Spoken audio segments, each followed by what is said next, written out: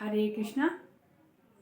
गीता के तीसरे अध्याय में अर्जुन भगवान श्री कृष्ण से पूछते हैं कि हे कृष्ण, मनुष्य न चाहते हुए भी किस कारण से और किससे प्रेरित होकर यह पाप के आचरण करता है। तब भगवान श्री कृष्ण बताते हैं कि रजोगुण के कारण उत्पन्न कामना ही पाप का कारण है।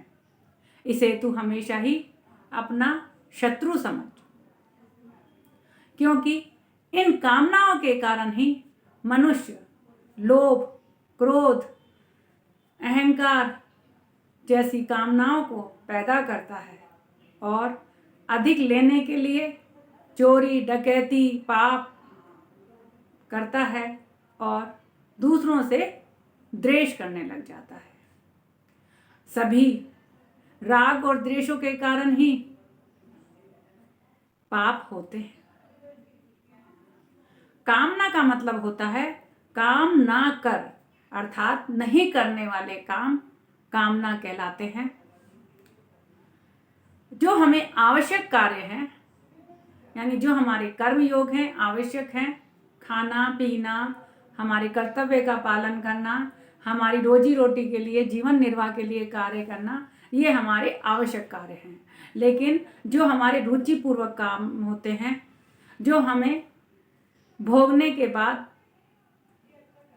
रोग पैदा करते हैं, जो शरीर के मजे के लिए कार्य करते हैं और बाद में सजा बन जाते हैं, जो मजा बाद में सजा बन जाए और जो भोग बाद में रोग बन जाए, ये हमारी कामनाएं कहलाते हैं।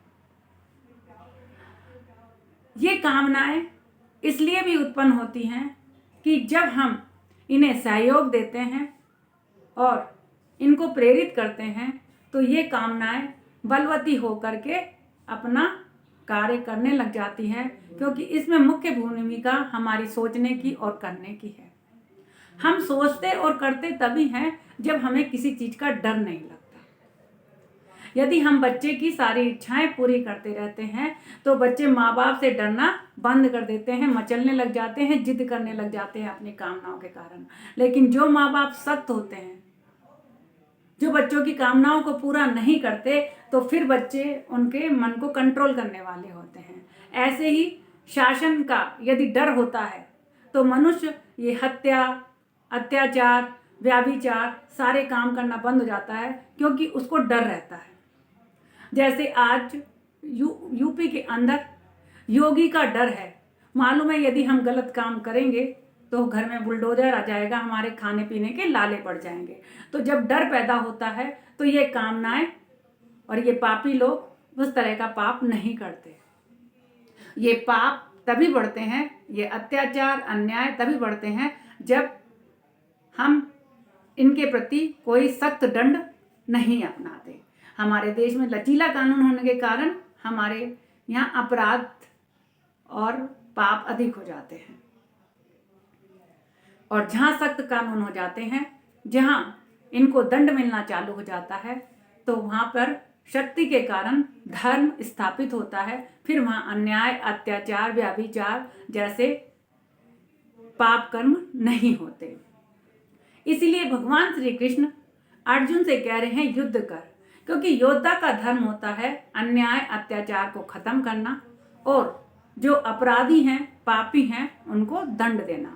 इसलिए भगवान श्री कृष्ण कह रहे हैं कि हे अर्जुन, तुम खड़े होकर धर्म का पालन करो, क्योंकि धर्म का काम है समाज में जन कल्याण और धर्म को स्थापित करना। जो अन्याय, अत्याचार हो रहे हैं उनको दंडित करना। और जब हम दंड देंगे तो फिर ये अन्याय, अत्याचार समाज से खत्म हो जाएगा और समाज में धर्म की स्थापना होगी और जो अच्छे लोग हैं, साधु संत हैं, उनकी रक्षा होगी।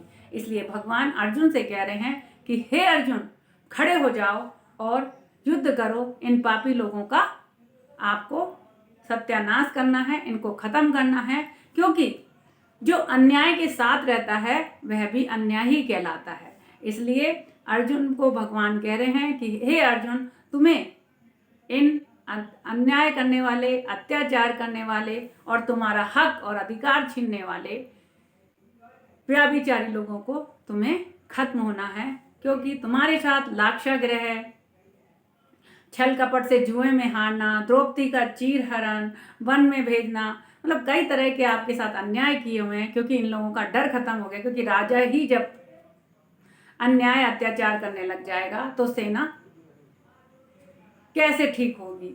तो इस अन्याय अत्याचार को खत्म करने के लिए भगवान युद्ध करने के लिए कह रहे हैं, ताकि समाज में फिर से धर्म सत्य स्थापित हो। अच्छे काम के लिए प्रशंसा करना भी जरूरी है, पुरस्कृत करना भी जरूरी है, लेकिन गलत काम करने के लिए कठोर दंड का भी प्रावधान होना चाहिए।